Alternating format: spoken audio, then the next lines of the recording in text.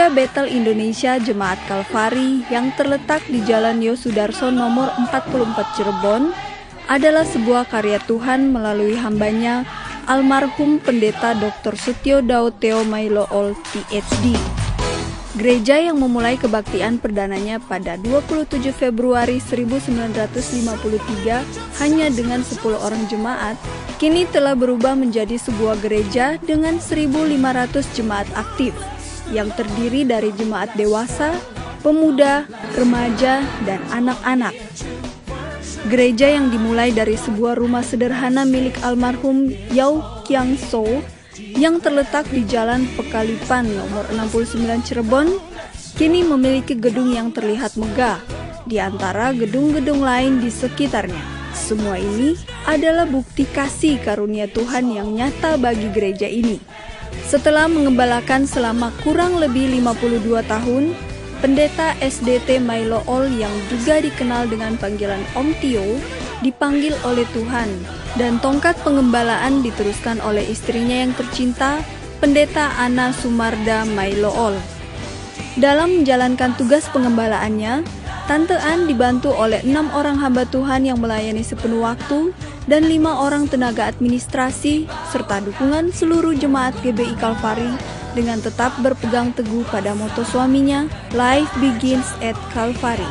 Sejak awal berdirinya hingga saat ini, saya menyadari bahwa GBI Kalvari adalah sebuah karya Tuhan. Tanpa campur tangannya, mustahil gereja ini bisa berkembang menjadi salah satu gereja yang terbesar di kota Cirebon.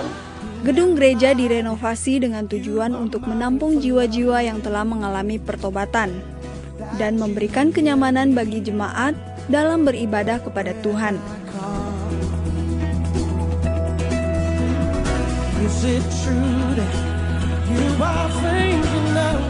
Kebaktian untuk umum diadakan sebanyak 3 kali setiap hari Minggu, yakni pukul 6, pukul 9, dan pukul 5 sore.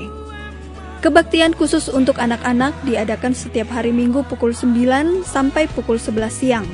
Kebaktian untuk remaja diadakan setiap hari Minggu pukul 14 sampai dengan pukul 16 waktu Indonesia Barat.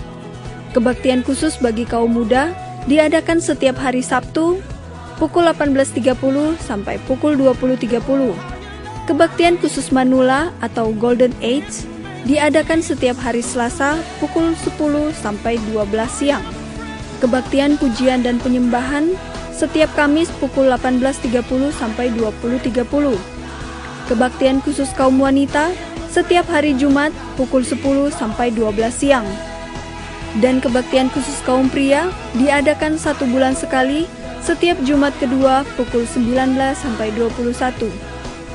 Selain melaksanakan kegiatan ibadah, GBI Kalvari juga mengadakan sakramen perjamuan kudus setiap 1 bulan sekali pada minggu pertama dan sakramen baptisan air 3 bulan sekali, serta memberikan pelayanan secara khusus seperti kunjungan ke setiap anggota jemaat, pernikahan, penyerahan anak, dan upacara kematian. Berbagai kegiatan yang bersifat sosial seperti pengobatan gratis, orang tua asuh, kunjungan ke penjara, mendirikan panti jompo, pemberian santunan bagi janda-janda miskin dan para lanjut usia, dan juga donor darah telah menjadi agenda utama GBI Kalvari. Sedangkan sebagai bentuk kepedulian gereja kepada masyarakat umum, GBI Kalvari memberikan bantuan seperti gerobak sampah, pengerasan jalan, pendirian pos kamling, latihan pemadam kebakaran, dan turut aktif sebagai penyumbang dana dalam berbagai kegiatan yang diadakan oleh masyarakat sekitarnya. Bagi saya adalah sebuah kebanggaan melayani di tempat ini dan sukacita tersendiri ketika bisa bertemu dengan orang-orang yang sungguh-sungguh mengasihi Tuhan di gereja ini. Selama masa-masa pelayanannya di kota Cirebon, GBI Kalvari telah berhasil merintis gereja-gereja di wilayah sekitarnya, yaitu Indramayu, Ciledug, Kuningan, dan Cibunut, serta melahirkan hamba-hamba Tuhan yang kini melayani di Papua, Balai Karangan Kalimantan Barat, Bontang dan Nunukan Kalimantan Timur, Surabaya, Wonosobo, Sukabumi, Cikarang, Bekasi, dan Jakarta. Kini dalam usahanya untuk terus meningkatkan pelayanan kepada jemaat, GBI Kalvari memfokuskan pelayanannya pada kunjungan, ibadah, terlatih atau pengajaran, dan administrasi yang disingkat KITA. Melalui fokus pada KITA, GBI Kalvari akan berusaha menjadi jawaban bagi seluruh anggota jemaat. Tuhan memberkati. Melalui kesempatan ini, saya mengajak semua jemaat untuk terlibat aktif dan sungguh-sungguh dalam melayani Tuhan. Karena kita semua tahu bahwa dalam melayani Tuhan, jerih payah kita tidak akan sia-sia.